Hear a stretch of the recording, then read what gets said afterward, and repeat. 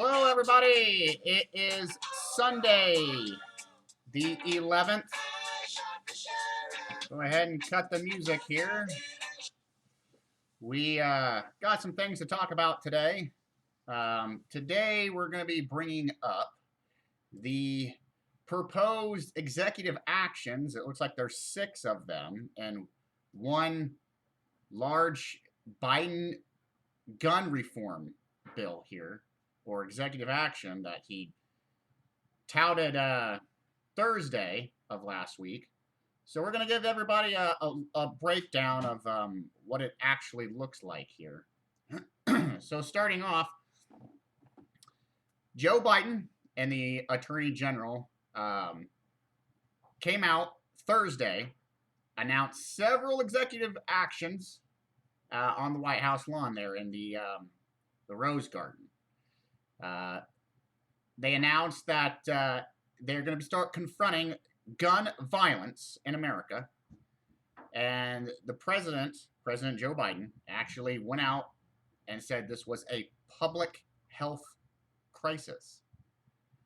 Now, he also recommended that the Department of Justice legislate changes that would modernize the nation's current gun laws and give lawmakers and communities the tools to combat the epidemic.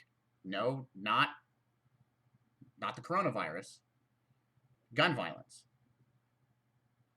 So, with that being said, we're gonna bring up what exactly is in the said reform here. So, what is Biden gonna start targeting here? Well, here's the very first thing that he talked about. It's what they call ghost guns, and they want to put a regulation gap on that. So basically, Biden said that the first step to better regulate ghost guns, or firearms that are usually assembled from parts, often without serial numbers, he wants to go through and he wants to put them on another background check system. Now look, folks, I know what everyone here is thinking. What is another gun background check going to do? Well, to be honest with you, it's really not going to do anything. How many gun background checks do we have here in the United States? How many added on background checks do we have, depending on what state that you live in and the laws that are already on the books? There are lots of states that already have checks on checks on checks on checks. So what's another one going to do? What I find amusing with this first one is most people that go and assemble a gun by buying the parts to assemble it themselves, how many of them do you see on the 6 o'clock news going out and committing a crime? Not very many. Most gun enthusiasts, or people that own firearms for either hunting, for having a firearm for protection, for their home, some of them actually just keep firearms as displays in their homes. How many of these people go out and actually commit a crime? Again, I bet the statistic is actually quite low. And we're going to get into that. So, getting into this whole thing with the ghost guns, Biden basically said, I want to see these kits treated as firearms under the gun control law, which is going to require that the seller and manufacturers make key parts with serial numbers and that they can run background checks on those parts on the buyers. Biden said the kits were used to make ghost guns. Now, again, if you're going to be someone who builds a gun and we're going to put serial numbers on every gun part, I really don't think we're going to be able to track all this. What if I buy a part and I don't put the gun together for 3 years? Are you going to have me on a federal background system with a serial number for a part that may not even be in use? What's the purpose? Because all you're going to do is just like the background checks and the security procedures that we have on trying to keep criminals within our own systems, our checks and guidelines. We can't even do that here in this country. And you think by adding another background check with serial numbers that we're really going to be able to manage that? Hell, the IRS can't even go out and track somebody down that's cheated on their taxes. And you want to implement something else like this. Good luck with that. Biden also got into that with this, that it's going to help with new gun trafficking reports, to give annual updates, which will better help policymakers address firearm trafficking in today's modern world. That it's out of date. It's been out of date for decades. Really. Because it seems like every couple months when there's a shooting, is it just me, or does it kind of seem like we get a rehash of this every time something happens? Again, here's another one that they want to add. Pistols with stabilizing braces. Well, the Attorney General also announced that the ATF will impose new rules clarifying when a device marketed as a stabilizing device effectively turns a pistol into a short-barreled rifle. All right. Has anybody ever shot a short-barreled rifle? I have. One, most people, if you've ever shot a rifle, it is nothing like shooting a handgun. Neither one of those things are anywhere close to each other. When you have a handgun, it's maybe, about like that? Maybe some of them about that long. Now, let's look at a short-barreled rifle or a shot-off shotgun, for example. You're looking at items those weapons are increasingly larger than a pistol. And I'm pretty sure the firepower back behind some of these weapons, a lot different than a pistol. I didn't understand that one. And I've shot many different types of different capacity ammo and weapons, especially seeing how I'm ex-military. There's a big difference. They also want to add in what they call the red flag law, model for states. In 60 days, the administration will also publish a model law that states can use to make a clear and way for extreme risk protection over other laws, or more commonly known as the red flag laws. These laws allow the police or family members to petition a court and their jurisdiction to have a say. Let's say I want to temporarily remove the following people or any firearm in the possession of an individual that could cause danger or crisis. That is the red flag law that they're wanting to propose. All right. I have mentioned this before here in America.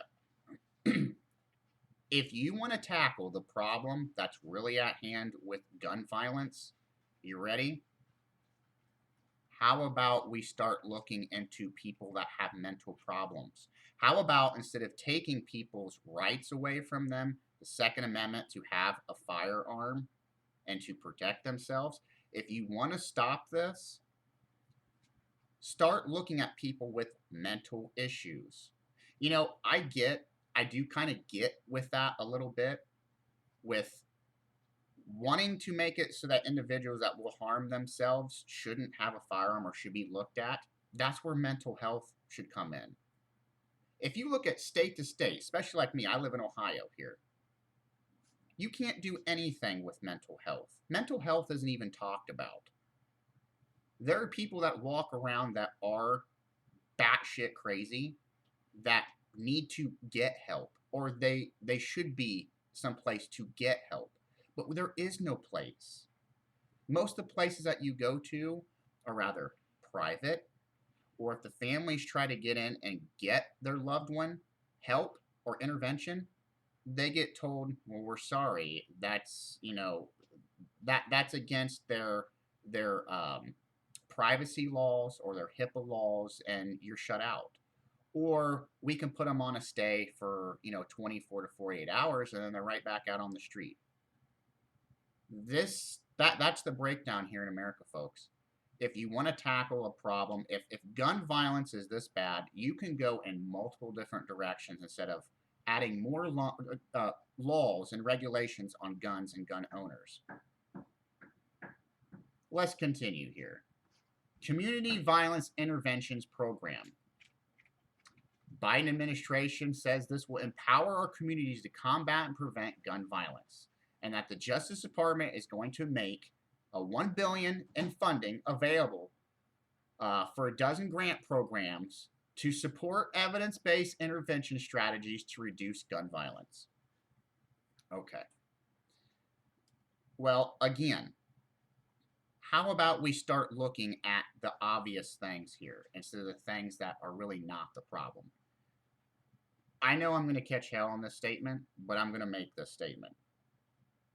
I learned at the age of 6, thanks to my father and my mother and my grandparents and people that, that I looked up to, about a thing called responsibility and gun safety or weapon safety. Or if you're going to be a hunter, you had to go through a hunter safety course. It was a requirement to go before you, as a juvenile, to go get a hunting license. You don't see a lot of these programs anymore. Why is that? Well, one is because I think this is an issue when it comes to states and parents. People became lazy. They don't want to teach these things anymore. And then, of course, you have people going, well, there's gun violence. Well, there's violence because we don't teach safety. Safety, responsibility. How a weapon works. How to be responsible with it. What to do and not to do with a weapon.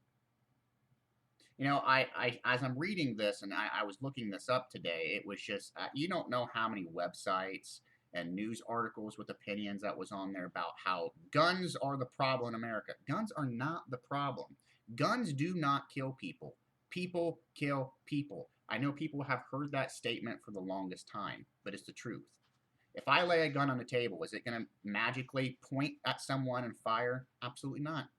You got to pull the trigger on it.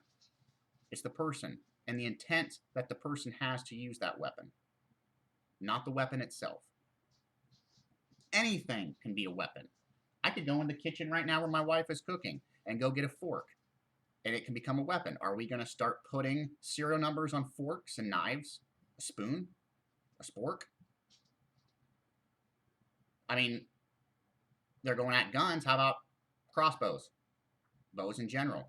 Longbows. I've seen a broadhead do more damage than a gun bullet. And it's just as deadly. I don't see anyone saying let's put serial numbers on broadheads. Continuing. So as I'm going through and looking at this proposed reform or executive action or whatever you want to call it, I kind of went back and I wanted to look at this. So at some of the current gun laws, and I know it differs between state to state, ever since 1993, with the Brady Handgun Violence Protection Act that went into law, the federal government required that all guns purchased from a licensed dealer to include a background check. Okay, so we have background checks, folks.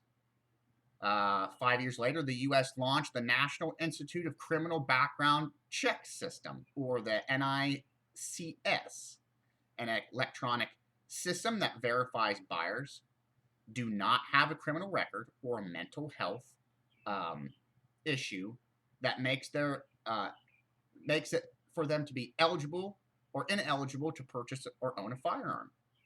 According to the FBI, the NICS has been used to perform more than 300 million background checks and those checks have resulted in more than 3 million denials.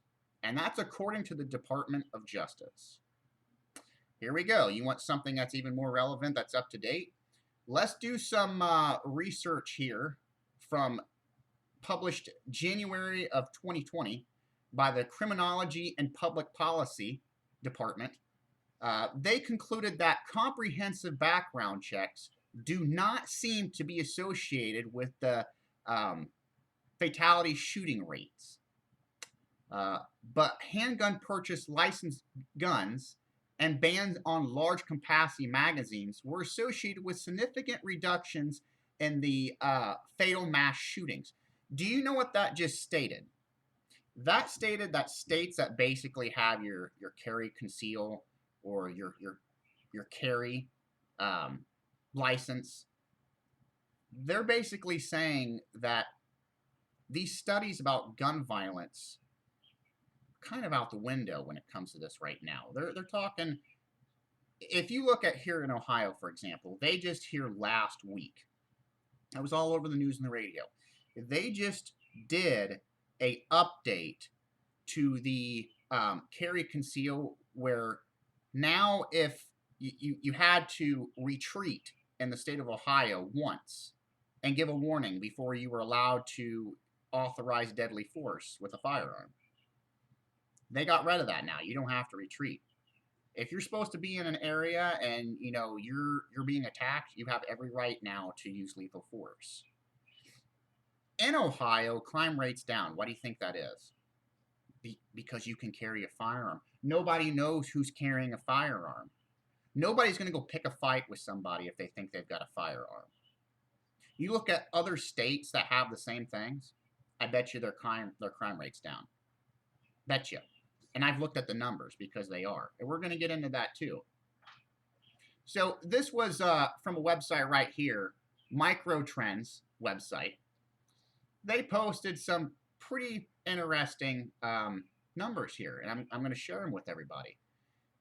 The international homicides are estimates of unlawful homicides purposely inflicted as the result of domestic disputes, interpersonal violence, violent conflicts over land resources, engaging in violence over turf or control, and predatory violence and killing by armed groups. Internal homicides does not include all internal killings. The difference is usually in organization of the killing. Individuals or small groups usually commit homicide, whereas killing in armed conflict is usually committed by fairly cohesive groups or up to several hundred members, and thus usually excluded. Now, basically, they're giving you a whole breakdown here of the murder rates year by year. Are you ready? Let's look at the United States here within the last couple of years with our homicide rates with gun violence. In 2014, the U.S. murder homicide rate was 4.9%.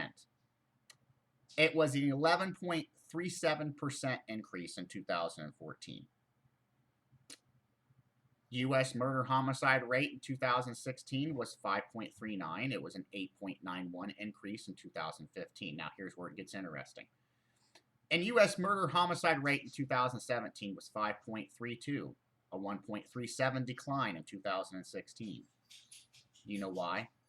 Because in 2016, a lot of states started implementing the carry conceal. U.S. murder homicide rate in 2018 was 4.96. It was a 6.77% decline in 2017. And it did a decline all the way up to, guess when? Middle of 2020. What happened in 2020, folks? Well, I can tell you what happened. We had a change in the presidency. We had a change in the House and the Senate. We had a massive pandemic. Everybody was stuck in their homes. Excuse me. We had a lockdown of everything. We had more suicide rates. than any time in U.S. history. I can continue. So why do you think all of a sudden now we have a crime rate that's sky high? Well, again, mental health. Let's look at the border now. We have all these people coming into the border. We don't know who they are. We have drug cartels coming in. Here last week, we had 2 terrorist groups. We had 2 individuals that's been on a terrorist group that was caught entering on our southern border. You didn't hear a lot about that, did you? Yeah, I can just imagine what's been flowing through there. So I did more of a breakdown. I wanted to see the cities, the largest cities total with homicides in the United States. This was for 56 cities. The U.S. Department of Justice did this database survey. This came out in mid-2020. Here we go. Let's see if we see a pattern here. Top cities for homicides and murder rates. You ready? Baltimore, 12.7%. Milwaukee, 61%. I messed up. I'm sorry. Baltimore was 127%. Milwaukee was 61%.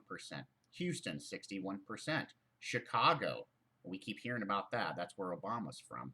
61%. Washington, D.C., 57%. Cleveland, Ohio. Hey, I'm from Ohio. 57%. Nashville, 34%. Kansas City, 29%. St. Louis, 29%. Philadelphia, 32%. The list goes on in some of these big cities. I wonder why that is. What else has happened here in the last couple weeks that we've seen on the news in the last year and a half? Well, we've got cities on fire. That could be a big problem. You know, you got all these Black Lives Matters activists out there, Antifa, all these other extreme groups, looting and burning cities, killing people. Could that be a reason we have a lot of crime violence going on? Well, yeah, probably. So, you know, I'm looking at all of these things with this reform bill, and I'm going to be honest with you. I've been all over the United States, all different states. I've been to some of the most gun extreme states that you can think of that have laws on the books, that's on books, and you still see a high crime rate. Why do you think that is? Because it's not targeting the individuals that they need to target. I mean, look right now. Joe Biden is complaining about we have a health crisis with guns.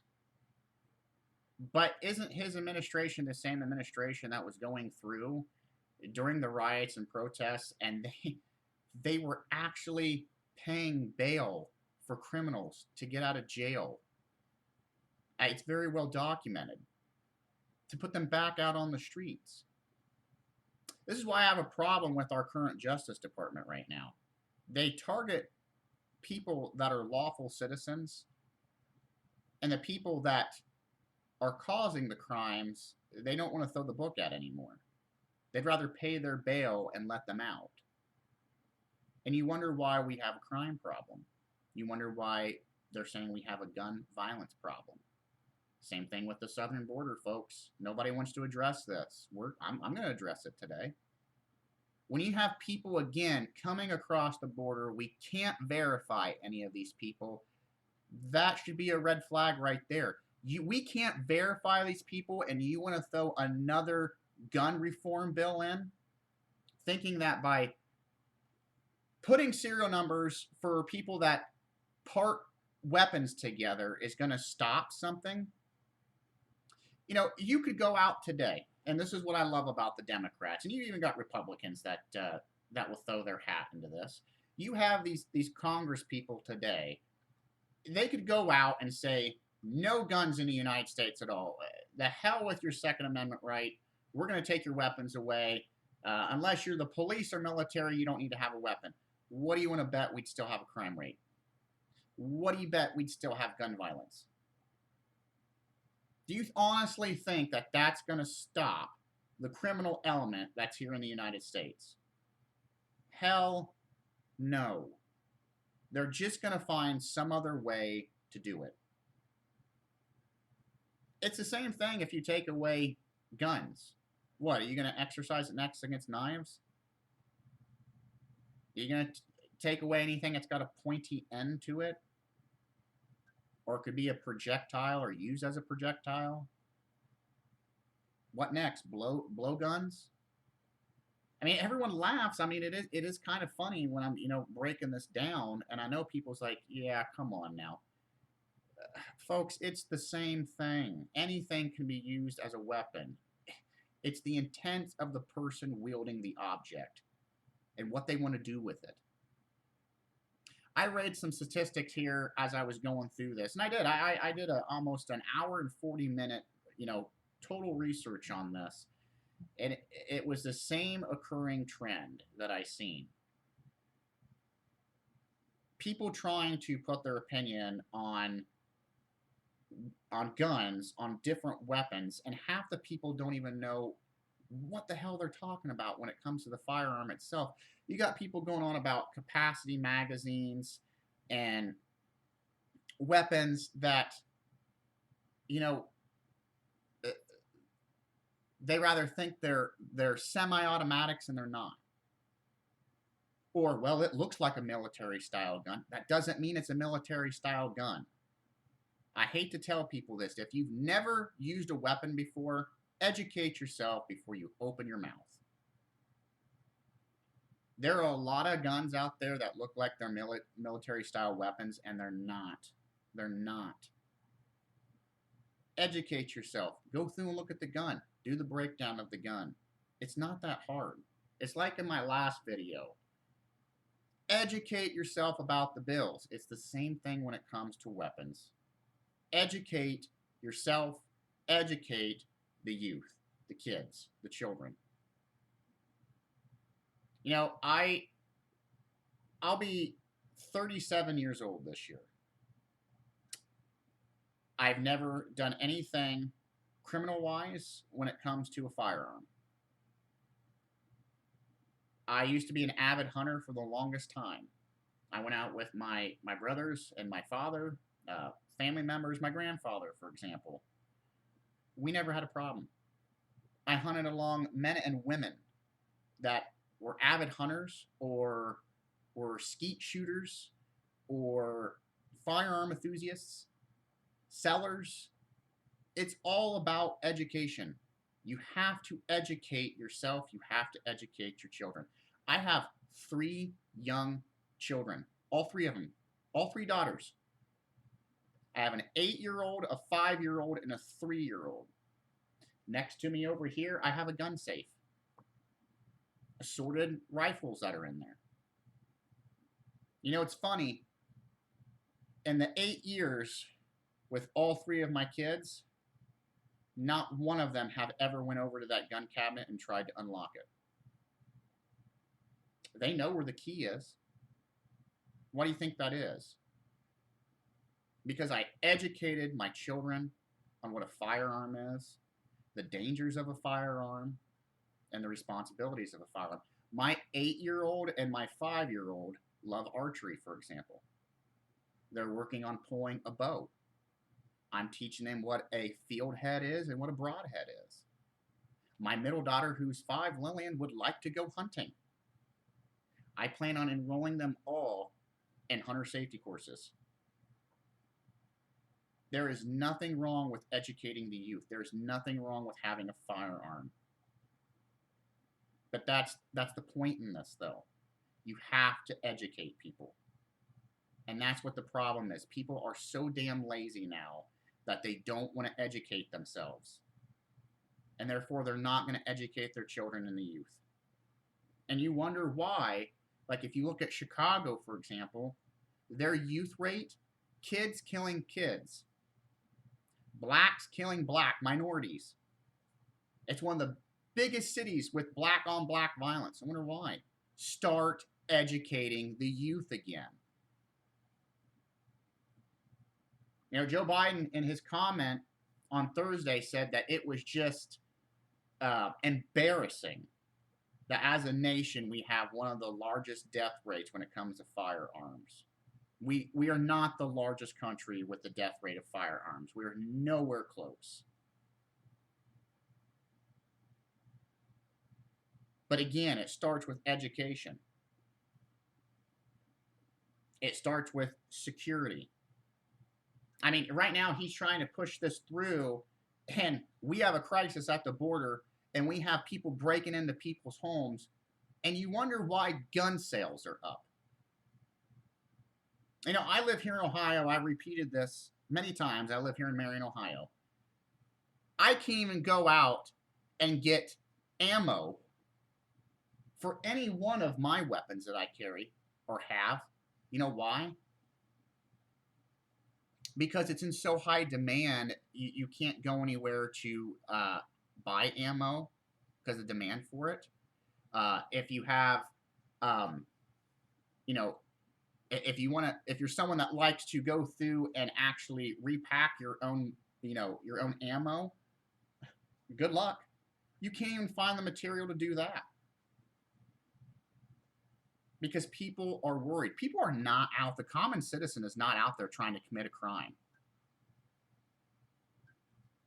Legal gun-buying citizens are just wanting to be able to, one, protect themselves, two, have the right to have a firearm. They're not out there shooting up a store. This is where I keep going back to the mental health thing. And there is no mental health checks or anything here in the United States. It's a joke. And the little that we have in that, it's a joke. You can't do anything with it. You want to target something, Mr. President, target mental health. That's where the issue is. Target the criminals. Actually do something about the flow of people coming in here that we don't know. I'm a military vet, and I can tell you firsthand, sir, firsthand, it starts with those things.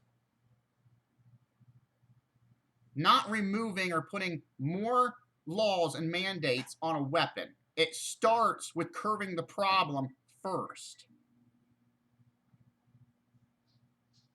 And the problem is no education, criminals, and lastly, it's called just being a responsible party and quit attacking law-abiding citizens. Actually get a justice system that actually is supposed to do what it's supposed to do. Attack the criminal element. Hold them accountable. Not the average American who's law-abiding. And in my closing argument, I'm just going to say this. There's going to be no amount of laws that you throw in any state on the books, whether state or federal, that's going to stop a crime from happening. Someone is going to find a way to murder somebody or groups of people, whether it be by a bomb, a gun, a knife. I don't care if they dig a large pit and people fall into it. They're going to find a way to do it. You're never going to stop everything. Never. Life, unfortunately, is unfair, folks. And sometimes you're going to have tragedy and you're not going to be able to stop it or divert it. It's going to happen no matter what. That is the ever continuous way of the world. So that is my spiel on the gun reform bill that he's or executive action or whatever you want to call it that Joe Biden is working up next. I'm sure there'll be more to come with it. But I want to tell everybody, I want your opinion. Please drop your opinions. I don't care if you're for it, against it, in the middle. I don't care what your political spectrum is. Drop us a line. Here at Political Theater with Charles Nash. Like I said, we're here on YouTube. I'm also on Facebook. Drop us a line. I'd love to hear what everyone wants to say about this, or any other topic. If you have something you'd like to share with us, please feel free to drop a line and let us know what topic you'd like to hear next. So I am Charles Nash, and this has been another episode of Political Theater. Have a good day.